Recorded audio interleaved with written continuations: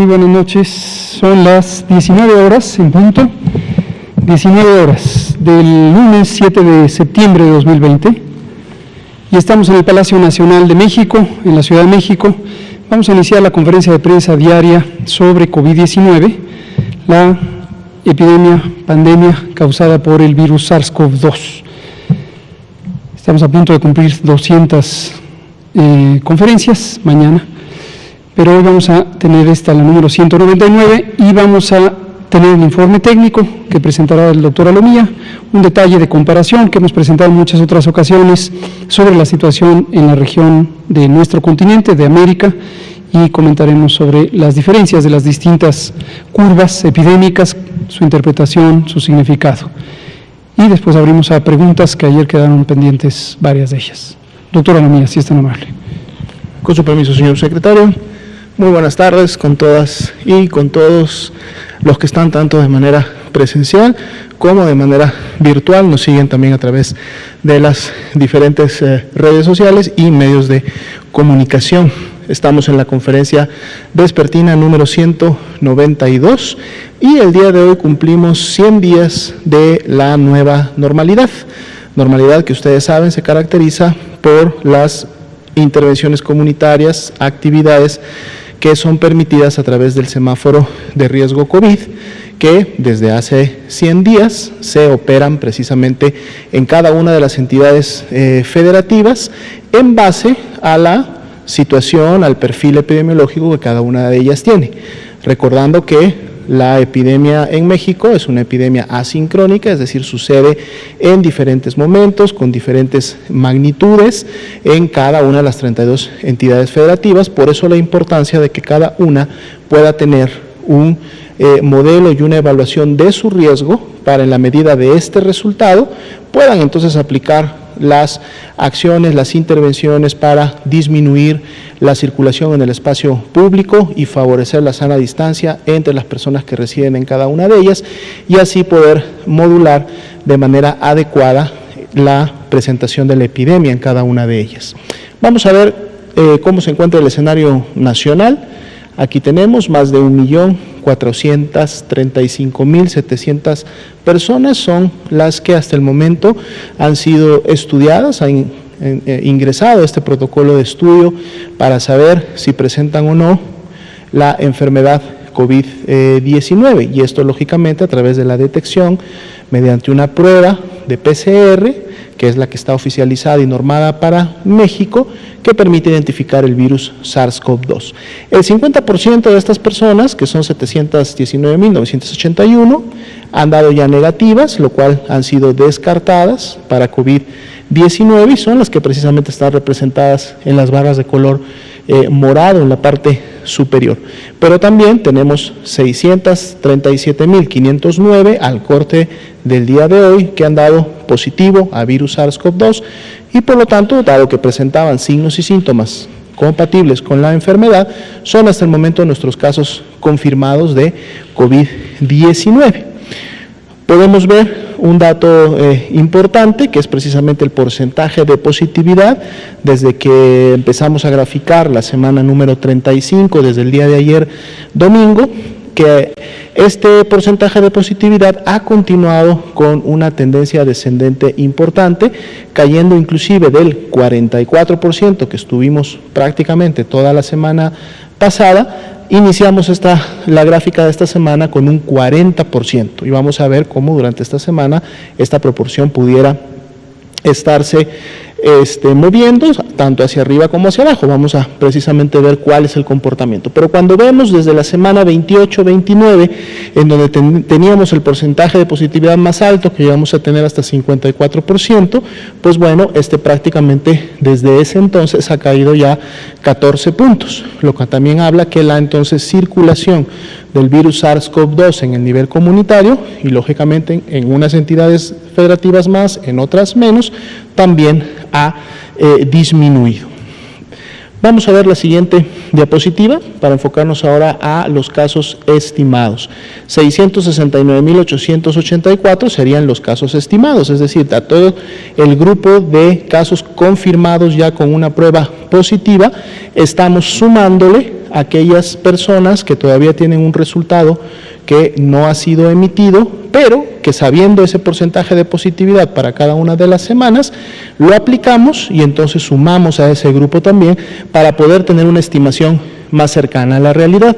Cuando graficamos esas personas por cada una de las semanas epidemiológicas en las cuales iniciaron con sus signos y síntomas de la enfermedad, pues entonces vemos esta curva que en su momento había llegado entre la semana 27 y 30 a esta cima, a esta parte superior, digamos, de la presentación en México, en total en el país.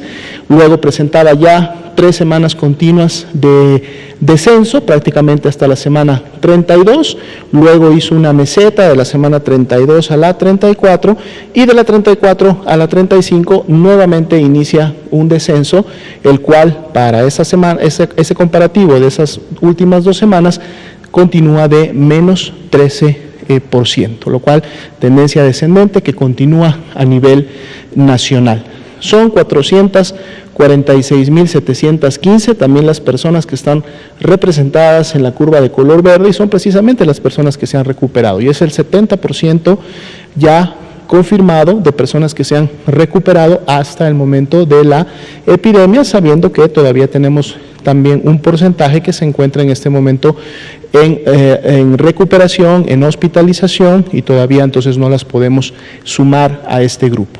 Otro dato importante es que las lamentables defunciones que hasta el momento se han presentado continúan teniendo una tendencia descendente, menos 54% de la semana 34 a la 35, y habíamos visto ya que desde la semana 30-31 esta tendencia inició con esa presentación. Abrimos también los casos activos estimados con un 6%, es un porcentaje que tuvimos durante la semana pasada. Lógicamente las 2 semanas de meseta que tuvimos estabilizaron este porcentaje. Ahora que inicia un nuevo descenso, vamos a ver si este porcentaje puede o llega a disminuir. 38.393 son las personas que han iniciado con signos y síntomas en los últimos 14 días en todo el país. Veamos la siguiente diapositiva.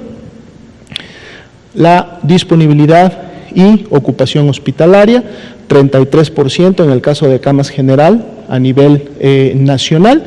Las entidades que tendrían menos disponibilidad, pero aún la tienen por encima del 30%, son precisamente Colima, Nuevo León y Nayarit, con 39, 42 y 43% respectivamente, y después de estos 3 estados, 29 o los siguientes 29 tienen 56% o más de disponibilidad, es decir, más de la mitad de este tipo de camas listas para poder recibir a pacientes que presenten enfermedad grave de COVID-19. Y en la siguiente diapositiva vemos la disponibilidad para los pacientes que presentan enfermedad crítica, es decir, que requieren de un ventilador mecánico para poder sostener su respiración y lógicamente un tratamiento más especializado. Aquí también la ocupación ha estado disminuyendo de manera considerable en las últimas semanas, es de 28% solamente la media nacional con el corte del día de ayer, y aquí vemos que todas las entidades federativas tienen 55% o más de este tipo de camas también disponibles. Bien, vamos a pasar ahora a revisar una actualización de gráficas internacionales. Vamos a revisar algunos de los países más representativos de la región de las Américas y lógicamente también a México, para ver cómo se ha estado presentando la pandemia y lógicamente las epidemias al interior de cada uno de ellos. Aquí tenemos, por ejemplo, el caso de Argentina. Argentina, ustedes deben haber estado revisando en los diferentes medios que de manera reciente empezó con un escalamiento en la presentación de sus casos, en su transmisión y por ende de su epidemia. De hecho, podemos ver en función de la curva, que es uno de los países de Latinoamérica, que fueron de los que entraron más tarde a la pandemia como tal, con circulación como ellos. Si bien es cierto, sus primeros casos se dieron desde prácticamente mediados, fines de marzo, tuvieron una transmisión bastante basal, que empezó a tener una tendencia ascendente ahí para la tercera semana de mayo. Y una vez que esta tendencia ascendente inicia, podemos ver en la gráfica que empieza a incrementarse, inclusive aumentando su velocidad prácticamente en las últimas 2 semanas.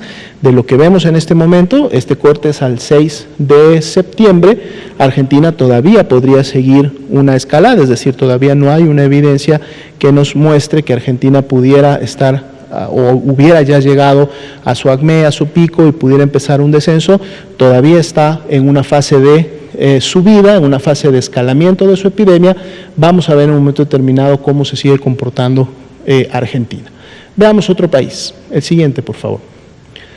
Aquí tenemos a Brasil. Brasil también ha sido muy representativo de la región. Brasil podemos ver que inició más temprano, inició prácticamente a finales de marzo. Estaríamos diciendo que inclusive inició similar en un momento determinado a México. Sin embargo, Brasil tuvo un escalamiento importante en su curva epidémica, un primer escalamiento que se dio la primera semana de junio. Durante el mes de julio volvieron a tener uno nuevo y prácticamente durante agosto un nuevo escalamiento, un tercero, es decir, una intensidad bastante importante con una gran cantidad de casos. Veamos que aquí la escala es precisamente de 220, 230 casos por millón de habitantes. Es importante también poder hacer notar la escala correspondiente, similar en la anterior, y bueno, pareciera que en las últimas semanas Brasil hubiera tenido ya también una disminución en la presentación de sus casos, aunque es una disminución todavía muy temprana, digamos que es una disminución que todavía los está colocando en una posición elevada de la transmisión y todavía con una cantidad importante de casos, ya que continúan presentando al menos entre 180 y 190 casos por millón de habitantes. Veamos la siguiente diapositiva. Canadá. Canadá inicia de manera más temprana su epidemia, prácticamente sus primeros casos la primera semana de marzo, al terminar prácticamente febrero.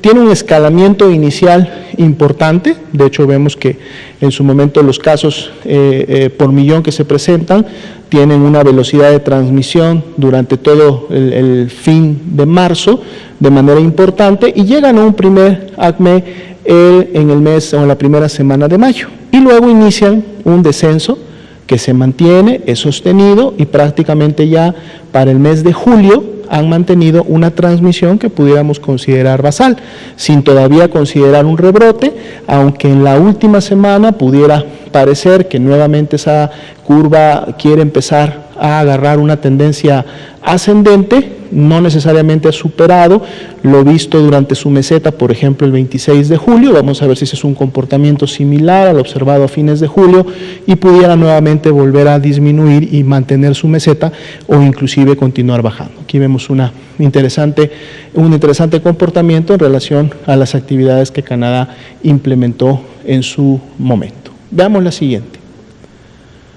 Aquí tenemos Colombia. Colombia también es uno de los países que es similar a Argentina, entró un poco después, digamos en su transmisión más intensa o más activa, prácticamente una curva que iba con una tendencia hacia lo horizontal hasta fines de junio, pero veamos cómo ya para las últimas semanas de junio inicia una aceleración importante que prácticamente no paró hasta fines de agosto y terminando agosto y un poquito en lo que va de las primeras semanas de septiembre, empezamos ya a notar una clara disminución en la presentación de los casos en Colombia. Esperemos que en Colombia pueda continuar este descenso en la medida que se ha dado también en otros países.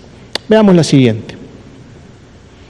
Aquí tenemos a Estados Unidos, nuestro hermano país vecino del norte, al igual que Canadá, podemos ver que inició una transmisión importante en el fines de marzo, primeros de abril, lo que parecía en su momento que había llegado a un primer acme, que de hecho así fue, porque empezó una tendencia descendente que se mantuvo prácticamente hasta fines de junio, una meseta pero con tendencia descendente, de repente para fines de junio y ni bien inició el mes de julio, nuevamente una transmisión con intensidad importante, una aceleración bastante profusa, llegando inclusive a un nuevo acme que no solo duplicó, sino más bien triplicó el que se había tenido el 12 de abril y en su momento para el 26 de julio, una gran carga de casos por millón confirmados y luego entonces inicia nuevamente un descenso. Las 2 últimas semanas,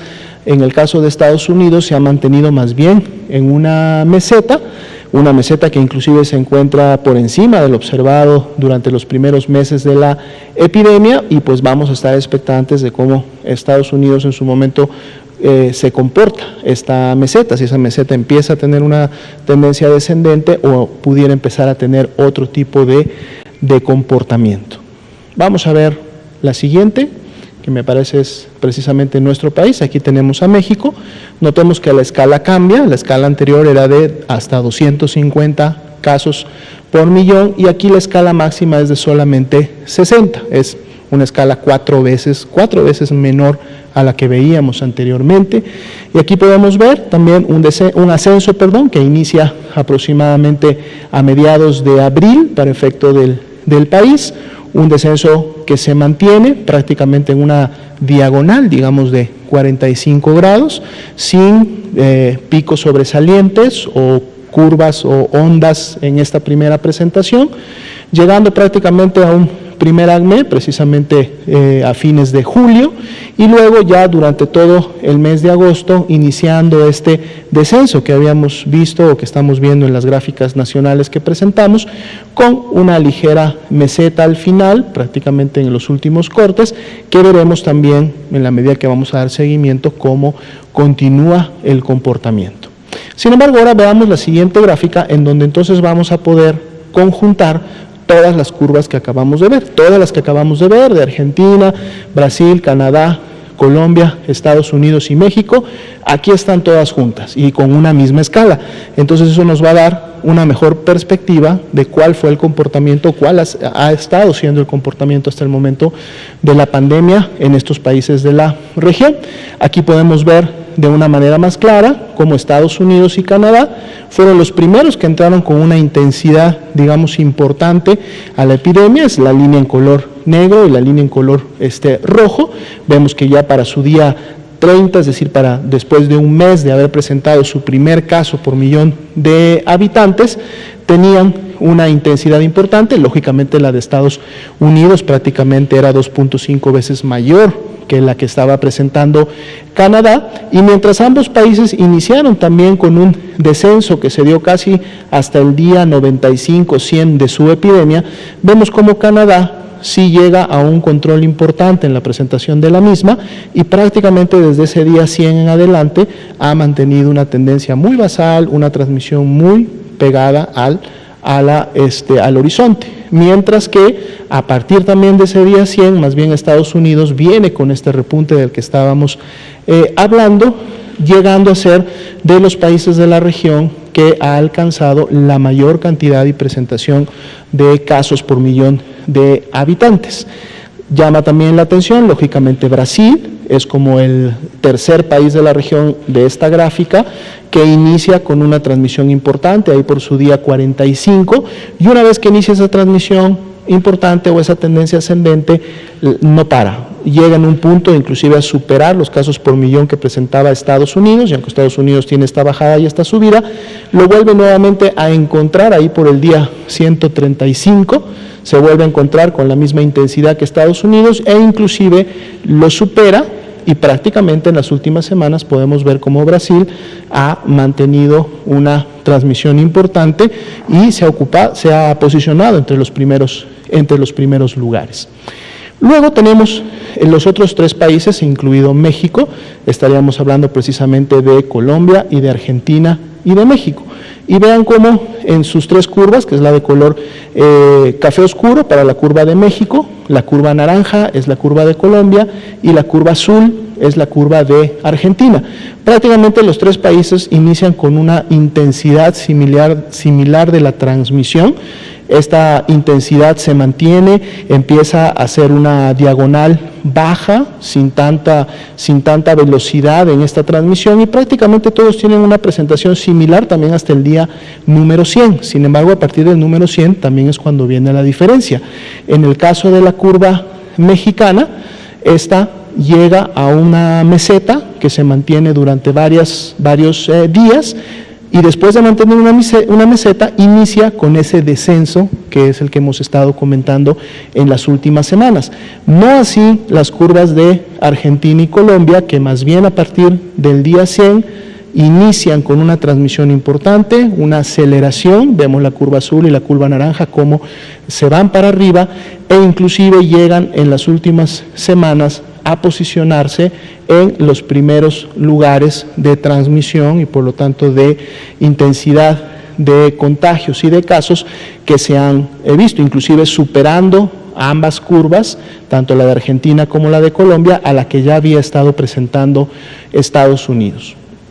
Esta gráfica, y con esto termino la presentación, también es una forma en la que claramente podemos ver lo que hemos explicado desde otros enfoques y hemos explicado también con otros elementos técnicos, pero cuando lo vemos así en el panorama internacional y en la comparación de curvas de estos países, aquí también podemos ver el efecto y el resultado que hemos tenido de lo que hemos denominado aplanar la curva en México, porque eso es lo que podemos ver claramente aquí, cómo la curva mexicana en comparación con la de otros países es una curva mucho más plana y que habiendo tenido un inicio similar o una tendencia similar con relación a otros países, la curva mexicana se aplanó y empezó a disminuir en relación a otros que no siguieron esa tendencia y más bien se incrementa. Serían los datos para esta noche. Muchas gracias, doctora Lomía, por este repaso de conceptos que hemos estado comentando desde el inicio de la epidemia, pero siempre nos gusta que actualicemos cómo está la situación, que le volvamos a ver la evidencia, que la podamos comparar juntos y revisar, y que esté sujeta a escrutinio. Así que les invitamos a hacer cualquier cuestionamiento que consideren pertinente. Vamos a empezar la sesión de preguntas, son las 19:22. Natalia Vitela, Liliana Noble, Juan Carlos Machorro. Hola, buenas noches, doctor. Quisiera preguntarle sobre algunas cuestiones que dijo ayer. Lo que quería saber es, ¿esperan un rebrote para, no sé, finales de año de COVID? ¿Y de qué intensidades? Usted hablaba que en países europeos ya se está presentando este rebrote y es de la misma intensidad que como inició. Y la otra pregunta es sobre las camas hospitalarias. ¿Va a haber se va a regresar a la normalidad y en qué porcentaje, por favor? Muchas gracias, Natalia.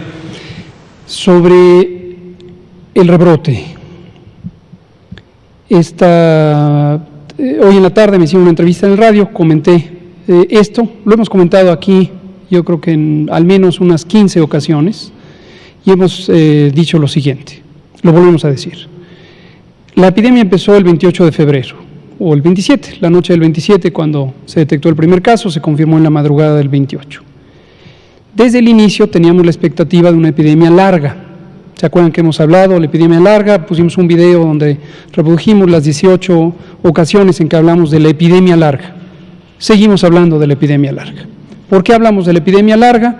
Porque en México uno de los objetivos fundamentales fue, además de contener las cadenas de transmisión mediante un mecanismo en el que se detecta los casos sospechosos, se les toman muestras para las pruebas por laboratorio, sin esperar el resultado de la prueba por laboratorio, se indica el aislamiento temporal de las personas, el estudio de sus contactos y el aislamiento de todos los contactos. Esta es una intervención que se llama contención centrada en personas.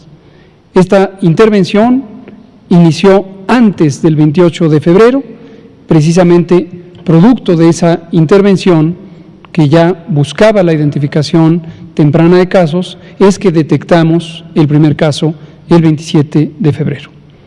Esta intervención continuó y ha continuado hasta este momento, hoy que estamos a lunes 7 de septiembre.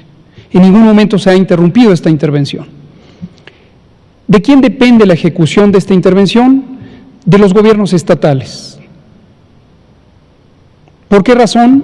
Porque la Secretaría de Salud se descentralizó en agosto de 1997 y se estableció que los 32 gobiernos estatales se convertían en autoridades sanitarias y en los 32 entidades federativas, la Ciudad de México y los 31 estados, se estableció una Secretaría de Salud con un organismo público descentralizado que, con distintos nombres, se llama Servicios Estatales de Salud. Así funciona el Sistema Nacional de México. Además de que hay instituciones nacionales de seguridad social, asistencia o atención médica y asistencia social, el IMSS, el ISSSTE, los servicios médicos de Pemex, etcétera.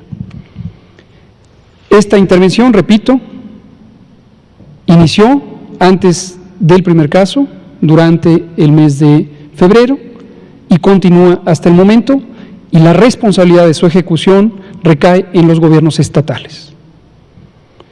Conforme esta intervención, que se llama contención centrada en personas o en casos, empezó a ejecutarse en una cantidad cada vez mayor de casos, empezó a perderse la capacidad de dar seguimiento a todos y cada una de las relaciones caso-contacto, es decir, de las cadenas de transmisión. Esto, dicho sea de paso, ocurre en todo el mundo. Y lo digo una vez más, lo hemos comentado múltiples veces, porque identificamos que todavía hay personas que han perdido la memoria sobre este elemento y piensan que en México no se hace esta intervención. Incluso hacen vehementes acusaciones, ciertos medios de comunicación lo hacen repetidamente, como si en México no se hiciera contención centrada en casos o personas. Sépase que sí se hace, y sépase que en México y en todo el mundo, en cada uno de los países, incluyendo los países de alta capacidad económica, de renta alta, como los países de Europa Occidental o Estados Unidos y Canadá, estas intervenciones de contención tienen límites, porque cuando se rebasa cierta cantidad de contagios, la disponibilidad de personal para atender cada una de las cadenas de contagio se ve rebasada. Y entonces empieza a tener una importancia menor a la que existía cuando se tenían pocos casos. ¿Qué hay que hacer al respecto? Hay que sumar otra intervención. Esa otra intervención es masiva. Masiva quiere decir millones de personas a un tiempo, decenas de millones de personas a un tiempo, y esa segunda intervención que se suma a la primera, no reemplaza a la primera, sino se suma a ella, se llama mitigación comunitaria. Su expresión en México se llamó Jornada Nacional de Sana Distancia. Se dispuso su establecimiento desde el viernes 13 de marzo, cuando teníamos 12 casos registrados. Entró en funciones en algunos estados que anticiparon el cierre del ciclo escolar o la cancelación provisional de las actividades escolares el 17 de marzo, es decir, el martes siguiente, recordando que el lunes 16 de marzo fue un día festivo, y en el resto del sistema educativo nacional desde el 23 de marzo. Y se formalizó jurídicamente con la publicación en el Diario Oficial el martes 30 de marzo de la acción extraordinaria en materia de salubridad general por parte de la Secretaría de Salud. Es decir, ya estábamos actuando y se dispuso formalmente para lograr suspender no solamente las actividades del Sistema Educativo Nacional, que fueron dispuestas por el Consejo Educativo Nacional el sábado 14 de marzo, sino que se sumaran la suspensión temporal de todas las actividades de trabajo no esenciales y el cierre temporal de distintas actividades que ocurren en el espacio público. Esta Jornada Nacional de Sana Distancia se dispuso originalmente con una vigencia hasta el 19 de abril, porque fue el periodo inicial de la intervención. En ningún momento se dijo que la epidemia acabaría el 19 de abril. Como se dan cuenta, lo que estoy diciendo, estoy desmitificando mucho de lo que algunos pequeños segmentos de la sociedad parecieran no estar dispuestos a recordar. Nunca hemos dicho que la epidemia terminaría el 19 de abril. Siempre dijimos, me cito a mí mismo, preparémonos para una epidemia larga. Larga no es hasta el 19 de abril. Entonces, en el momento oportuno, extendimos la Jornada Nacional de Sana Distancia hasta el 30 de mayo. Cuando terminó la Jornada Nacional de Sana Distancia, continuaron las actividades de contención centrada en casos y continuaron las actividades de mitigación comunitaria, que es este efecto masivo de suspender la circulación de las personas en el espacio público. Estimamos que 80 millones de personas dejaron de estar en el espacio público. ¿Qué quiere decir dejar de estar en el espacio público? Tener menor contacto con otras personas en términos físicos. Y eso continúa hasta el momento de ahorita. Tanto la contención centrada en personas que ejecutan las autoridades sanitarias de los estados a través de sus secretarías, sus servicios estatales de salud, personal que opera en campo hay comunidades de epidemiólogas o epidemiólogos de campo que hacen esta actividad hasta el minuto de hoy. Y también hasta el minuto de hoy sigue vigente las actividades de mitigación comunitaria a través de la restricción de actividades en el espacio público. Siguen suspendidas las clases en todo el sistema educativo nacional de todos los sectores, público, social, privado, y se han ido liberando o desconfinando actividades laborales y actividades de tipo comercial en el espacio público. ¿Por qué hay que liberar las actividades? Porque, también me cito nuevamente, todo esto es repetido, espero que no les aburra escuchar por enésima vez lo que se ha dicho, pero a veces pareciera útil repetir lo que se ha dicho. ¿Por qué no se puede mantener a un país confinado, encerrado, con los trabajos suspendidos, con las actividades públicas suspendidas? En general, porque eso afecta gravemente la economía. El enorme impacto económico que ha tenido esta pandemia en el mundo entero, tiene que ver precisamente con eso, con que en el mundo entero los países han tomado disposiciones semejantes con el propósito de hacer mitigación comunitaria. Mitigación quiere decir reducción y se refiere específicamente a la reducción de riesgos en términos del contagio. Entonces, los países que son centros económicos globales, China incluida, muchos de los países de Europa Occidental, Estados Unidos, México, Brasil, han tenido que suspender temporalmente la actividad productiva, las fábricas, los talleres, varias de las exportaciones y de las importaciones, el tránsito aéreo. Entonces, eso es el mecanismo por el que tenemos el daño económico. Ahí está la relación. Quizá hay gente que se pregunta por qué una epidemia causa un daño económico. No es por las personas que enferman y las que muy lamentablemente fallecen. Pueden tener una contribución, indudablemente, pero no es la razón principal. La razón principal es que en todos los países, incluido México, se dispusieron mecanismos de reducción de la actividad económica y social con ese propósito. ¿Cuánto tiempo puede permanecer el mundo, o un continente, o un país, o un estado, o incluso un municipio, con sus actividades económicas y sociales suspendidas?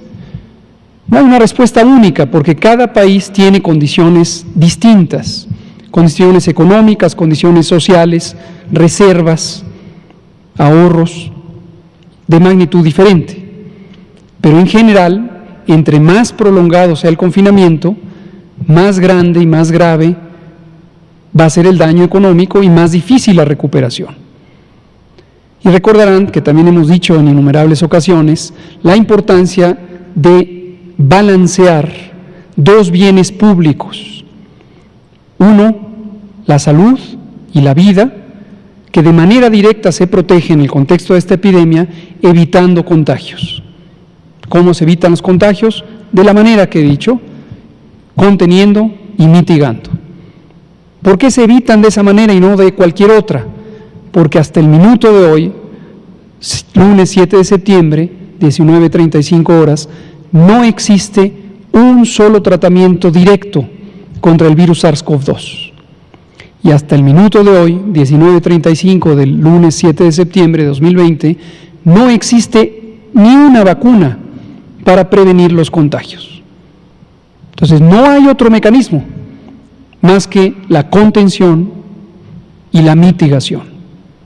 Además de la reconversión hospitalaria, que lo que permite es que exista la posibilidad de que aquellas personas que son aproximadamente 2 de cada 10 de las infectadas o de enfermas por COVID, que presentarán síntomas graves, 5% del total muy graves, y requerirán ventilación mecánica invasiva, además de otras intervenciones médicas de soporte general.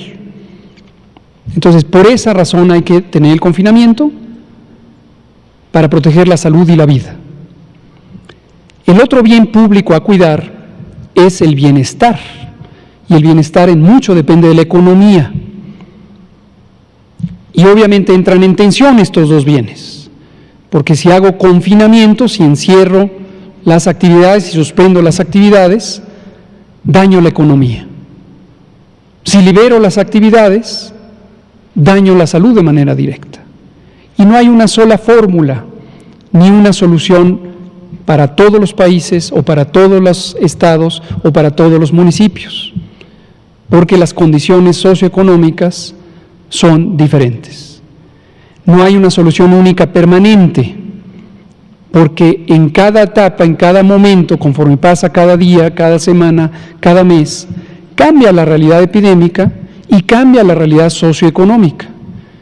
Entonces, todos los días, en el nivel local más factible en términos del ámbito de decisión, en el caso de México son los estados, se tiene que tomar decisiones sobre desconfinar, abrir las actividades, mejorar las oportunidades de que se recupere la economía, con el riesgo de que se afecte directamente la salud. Y al revés, tomar decisiones de no desconfinar, con el beneficio de que se protege de manera directa la salud, en términos de los contagios que se reducen, pero con el peligro de que se dañe la economía. Entonces, esa es la mecánica del manejo de la epidemia. Termino diciendo, para responder su pregunta, el panorama de cada país depende de una enorme cantidad de realidades, de variables, de factores.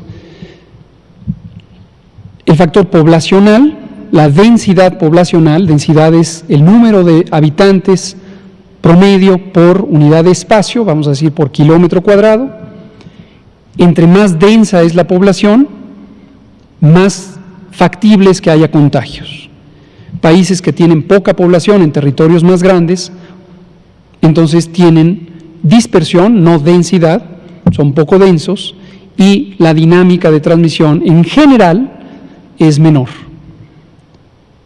Y el segundo elemento es la movilidad de las personas. Si las personas, el mismo número de personas, incluso con la misma densidad, concentración por unidad de espacio, habitantes por kilómetro cuadrado, si el mismo número y la misma densidad salen al espacio público con gran movilidad, es más probable que haya mayor transmisión, en comparación a un país en el que puede haber menor movilidad. Y esto obviamente, como se puede imaginar todo el mundo, depende de la realidad económica y social de los países. Y nunca debemos olvidar, nunca, no solo por esta razón, sino porque es una situación que es éticamente inaceptable. En México la mitad de la población, la mitad, vive en condiciones de pobreza, en condiciones de insuficiencia. México es una de las 20 economías mayores del mundo y la mitad de su población vive en insuficiencia económica, no tiene el ahorro, los ingresos necesarios para satisfacer sus necesidades fundamentales. Desde luego tenemos en México una enorme concentración de la riqueza y México es uno de los países socioeconómicamente más desiguales del mundo, junto con algunos pocos, pero está entre los 10 países más desiguales socioeconómicamente hablando del mundo. ¿Y por qué es relevante eso cuando estamos hablando de epidemias, cuando estamos hablando de COVID, cuando no estamos hablando de una enfermedad infecciosa? Por la sencilla razón, pero muy importante razón, de que esa realidad socioeconómica, esa carencia selectiva que discrimina a la mitad de la población, establece un límite sobre la capacidad de que las personas permanezcan fuera del espacio público. Porque si se suspenden sus actividades económicas, necesitan salir de la casa para vender un producto, para poner a disposición un servicio y recibir un ingreso, un pago, un honorario. Si no salen, no lo obtienen. Pero además, como esto no es nuevo y esto lleva décadas, no tienen la capacidad de ahorro, no han ahorrado. ¿Por qué razón? Porque sus salarios o sus percepciones son y han sido por más de 40 años insuficientes. Entonces, hay un segmento, nada pequeño, es la mitad de la población, que no se puede dar el lujo de quedarse en casa. Esto incluye también otro componente adicional, que son las personas que no viven en condiciones de pobreza, pero tienen otros medios, por ejemplo, pequeños comercios, y que si se mantiene cerradas las actividades en el espacio público, su comercio quiebra, no porque ellos y ellas no vayan a atenderlo, sino porque no hay clientes. Y entonces vienen las quiebras económicas, las quiebras de pequeños comercios, talleres y otros proveedores de bienes y servicios. Entonces, todo el tiempo hay que estar atentos a esto. Esta es la realidad socioeconómica de México y esto establece los límites de la posibilidad de mantener el confinamiento. Ahora, a pesar de todo ello, y aprovecho para agradecer una vez más al pueblo de México, la reducción de la movilidad fue semejante a la que se logró en otros países que ejercieron la coerción por parte de la autoridad, en algunos casos con el uso de la fuerza pública, cosa que en México decidimos desde un principio no íbamos a establecer, pero se redujo la movilidad. Este pequeño núcleo de la población que pareciera no visualizar esto, desconoce o quiere desconocer que se redujo la movilidad de la población y que es un mérito del pueblo de México. Al reducirse la movilidad, se aplanó la curva. Esto quiere decir la velocidad de la epidemia se hizo más lenta, y por consiguiente más larga. Y acabamos de ver las curvas que presentó el doctor Alomía comparadas con otros países y se ve claramente, no somos el único país que lleva meses, 6, 7, 8 meses en la epidemia. La epidemia sigue activa en el mundo. Es falsa la percepción de que en otros países se solucionó rápidamente. No, lo acabamos de ver. Finalmente, la epidemia, dijimos, epidemia larga, preparémonos para una epidemia larga, nos referíamos a todo esto, porque todo esto lo teníamos así contemplado. Planteamiento inicial, febrero a octubre. Y aquí viene una predicción factible que cuando venga la temporada otoño-invierno, ¿cuándo es la temporada otoño-invierno? Desde septiembre, desde el 21 formalmente, el 21 de septiembre, generalmente octubre, noviembre, diciembre, empieza el invierno, enero, febrero y marzo, cuando ya empieza la primavera, el periodo frío del año en el hemisferio norte hace más eficiente la dinámica de transmisión de las enfermedades respiratorias infecciosas. Prácticamente todos los virus respiratorios, hay muchísimos, hay más de 300, se contagian más fácilmente. Eso incluye a la influenza. No hay duda que la influenza va a estar octubre, noviembre, diciembre, enero, febrero y marzo. Y la predicción consiste en que podría ser que durante esos meses, además de la influenza, COVID-19, la pandemia causada por el SARS-CoV-2, también repunte o rebrote o aumente o se propague más eficientemente. Por ahí hay también personas que les inquieta mucho cuando hablamos de rebrote y dicen, ¿cómo rebrote? Si nunca se ha acabado la epidemia. La epidemia sigue activa, lo decimos aquí también muy frecuentemente. Cuando hablamos de rebrote, es que la tendencia que tenemos desde hace 6 semanas, desde la semana 29 del año, que ha sido en disminución de la cantidad de contagios diarios, se revierta y entonces ahora empecemos a tener más y más y más contagios. ¿Por qué razón puede ocurrir esto? En parte es por este fenómeno estacional de las infecciones respiratorias que ocurre en la temporada fría, y hay 3 o 4 mecanismos que se conocen, favorecen la transmisión de las infecciones respiratorias, pero además por el desconfinamiento. Entonces, a quien le esté inquietando en este momento, si saben eso, ¿por qué desconfinan? Espero que a estas alturas quede claro, porque la sociedad tiene límites a tolerar, y no es una tolerancia de actitud o personal solamente, sino es una tolerancia en la realidad social y económica, en el bienestar. No puede estar la sociedad confinada de manera perpetua. Y esta es la situación, Natalia. Y usted había hecho una segunda pregunta.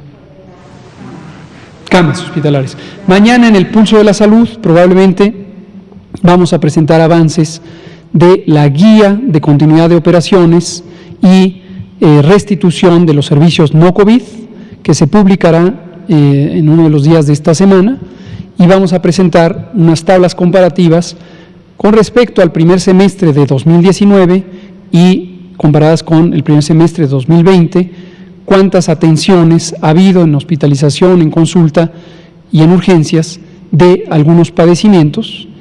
Los agruparemos para presentar por las instituciones del sector y hablaremos justamente de eso. Esto está en proceso. Esta decisión depende mucho de las realidades epidemiológicas de COVID. En términos generales, los estados que aún tienen la transmisión más activa deberán esperar. Los estados que ya tienen una franca disminución, un ejemplo es Chiapas y otro es Campeche, posiblemente tienen un mayor margen de maniobra, pero todavía no hay una decisión numérica para cada estado. Ya hemos hecho una consulta a las autoridades sanitarias estatales y estamos esperando la respuesta respecto a cuál es su posibilidad de reorientar la ocupación hospitalaria hacia los padecimientos no COVID, teniendo presente en todo momento que las capacidades de recuperar la atención COVID tienen que estar en todo momento disponibles. Perdón, entiendo, comentaba que se espera este rebrote por la temporada de influenza y el desconfinamiento. Mi duda es, ¿será de la misma intensidad que este primer brote? Es muy difícil predecirlo. Sería aventurado, por cierto que otra de las persistentes ideas fijas de este pequeño segmento de la población es la expectativa de que cuando se dice un dato, una fecha, lo toman como que fuera una promesa. Entonces, hay cosas que dependen de muchas variables, mejor nos esperamos a ir precisando esto. Muchas gracias. Liliana Noble, Pulso Saludable. Y Juan Carlos Machorro y Araceli Arandela. Y usted. Buenas noches, Liliana Noble de Pulso Saludable. Doctor Gatell, usted en la mañana en el webinar El Retorno de lo Público hablaba de algo que no entendí, no sé si para no especular, mejor explíquenoslo bien. Usted hablaba de que lamenta que un sector de la sociedad no está preparado para recibir la verdad y que de pronto quieran enjuiciar a los servidores públicos y volverlos pues los responsables de muchas de las situaciones que hoy ocurren. Exactamente cuando dice de la verdad, ¿de qué estamos hablando? Gracias. Con mucho gusto, gracias. Lo comento, esta mañana tuve el privilegio de participar en un foro, en un seminario, transmitido por vía remota también, por vía electrónica, que organizó la secretaria de la Función Pública, nuestra muy querida y respetada doctora Irmenéndira Sandoval Ballesteros, y el privilegio incluyó el compartir la mesa de conversación con la doctora Marilena Álvarez Builla, directora general del CONACYT, y el maestro Genaro Villamil, director del Sistema Público de Radiodifusión. El tema del seminario fue el retorno de lo público y fue para compartir reflexiones sobre las implicaciones de la agenda de la Cuarta Transformación del actual gobierno, que tiene el intento deliberado, el empeño deliberado de hacer un cambio no tanto o no solo de gobierno, sino de régimen. Y nos referimos en varias ocasiones, y coincidiendo todas y todos, en la idea de que la integridad de las personas servidoras públicas es un requisito indispensable para poder impulsar una transformación de este nivel de profundidad. Y en esa idea quedó claro, o lo hicimos patente, nuestra convicción de que a lo largo de 35 o 40 años en México, concretamente desde los años 80, prácticamente desde 1979, decía el maestro Villamil, hubo una conversión en la perspectiva del gobierno mexicano para privilegiar lo privado sobre lo público, el beneficio de pequeñas minorías sobre las mayorías, el beneficio de la inversión o en la apropiación privada de la riqueza sobre el interés público. Y todos conocemos la historia. En México se privatizaron una enorme cantidad de recursos, de empresas públicas productivas y de servicios que concentraron la riqueza. Justo lo que le decía Natalia Vitela, mucho del origen de esta enorme desigualdad es que en México se desmanteló desde el inicio de los años 80 el empeño de tener un estado de bienestar y se priorizó la idea de tener un gobierno que favorecía el enriquecimiento privado. Y en ese contexto hablábamos de la importancia de la verdad. Citaba yo a un pensador italiano de principios del siglo XX que hablaba sobre la política de la verdad y la importancia de, cuando existen realidades estimulantes, decirlo con toda veracidad. Pero cuando existen realidades no estimulantes, decirlo con toda veracidad. Porque el conservar siempre, invariablemente, en cualquier circunstancia, un apego, una convicción ética a la verdad, es lo que hace que los gobiernos o las dirigencias políticas de los estados nacionales y del mundo, yo diría, tengan credibilidad. Pero comentaba que, desde mi punto de vista, claro que tengo múltiples ejemplos de la historia de la salud pública en México, la historia de la salud pública gubernamental, en donde la práctica ha sido el ocultamiento de la realidad.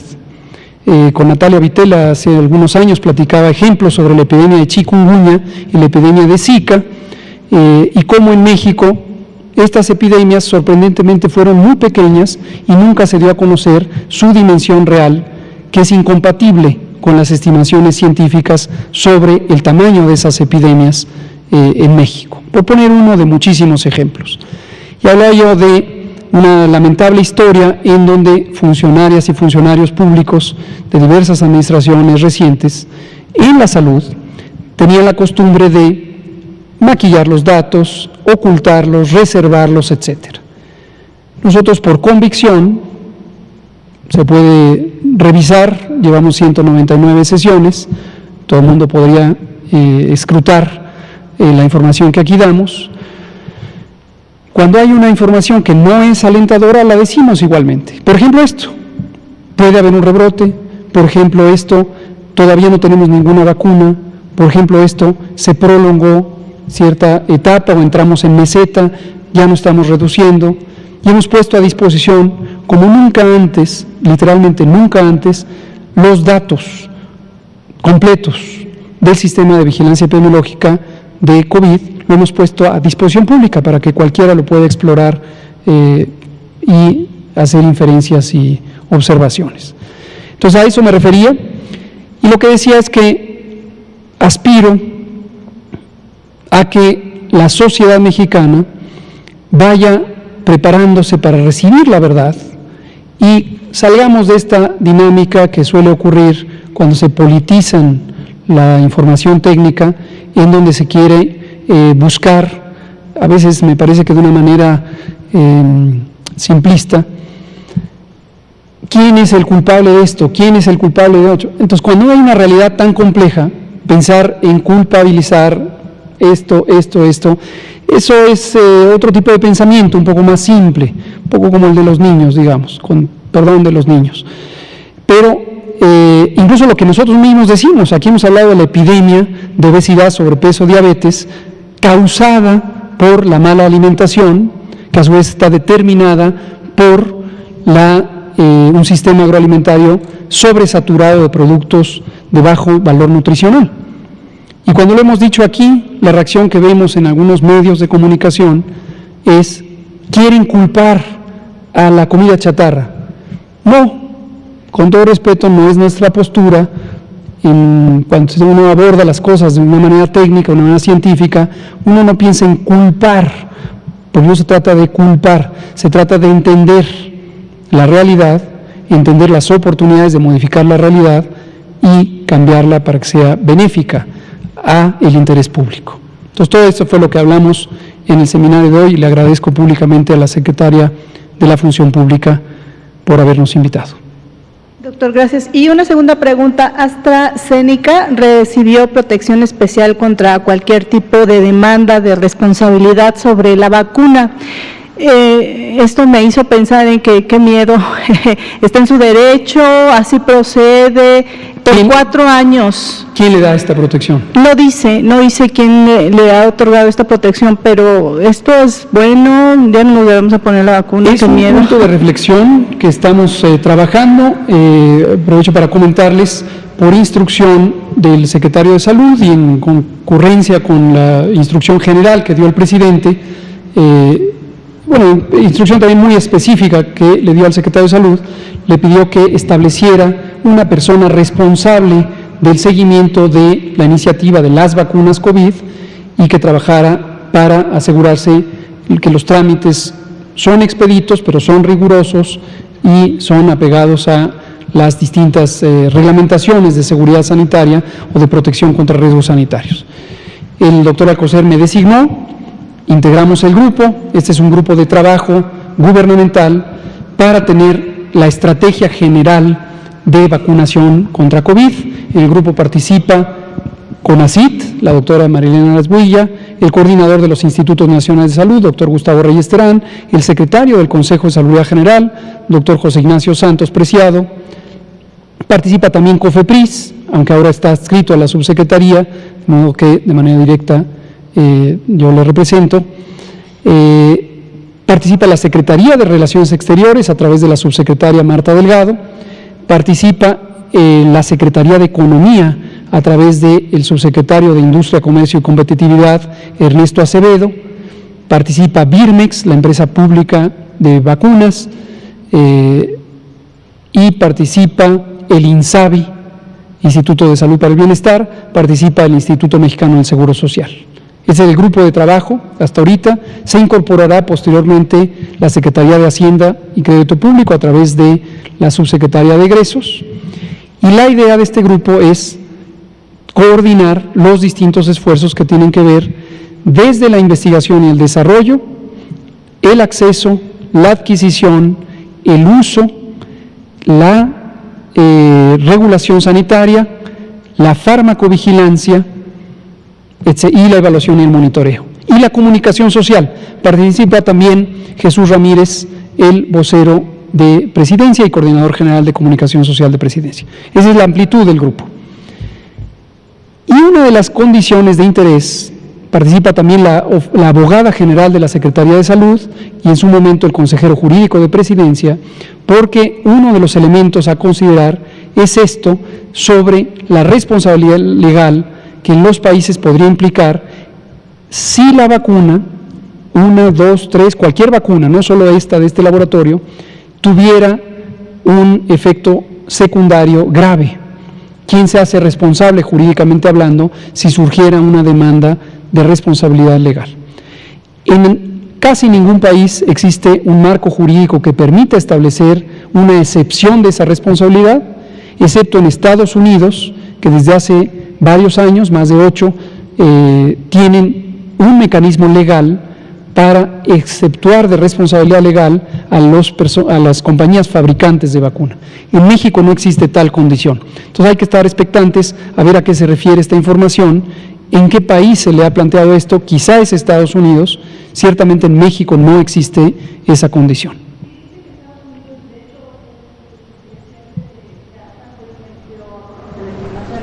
Pero yo quería saber qué pasaría en México. No hay una consecuencia sobre México, eso solo implicaría que en Estados Unidos nadie puede litigar en contra de esta vacuna en caso de que esta vacuna resultara, si es que se aprueba por la FDA, la Agencia de Fármacos y Medicamentos, se aprobara para el uso en Estados Unidos, y tuviera un efecto grave y se litigara en contra. Eso no tiene consecuencia alguna para México, pero estamos analizando el marco jurídico de México, qué implicaciones tendría sobre este tipo de responsabilidad civil o en su momento penal, si fuera el caso, de un daño causado por la vacuna. Muchas gracias, pues son las 20:02. Mañana queda pendiente Juan Carlos Machoro y Araceli Aranday, y usted también. Muchas gracias. Buenas noches.